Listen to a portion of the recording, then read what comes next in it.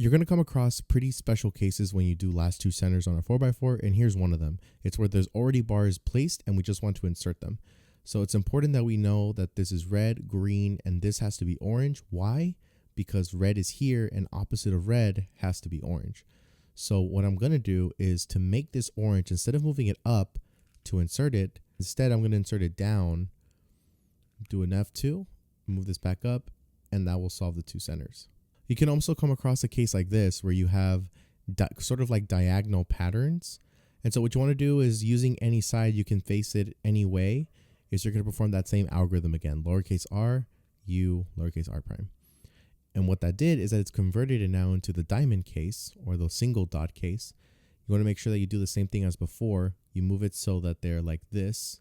One is at the bottom right, one is at the top right, and do lowercase r, u, lowercase r prime.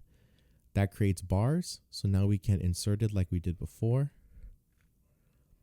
And that will fix the centers. And now all of our centers have been solved. At this point that you may or may not begin to realize something.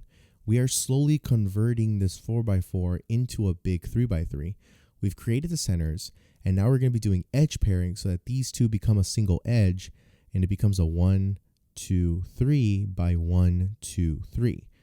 So we've basically completed making centers, and now we're going to move on to making the edge pieces. So now we're going to be doing edge pairing. And now what edge pairing is it basically converts, it aligns these different pieces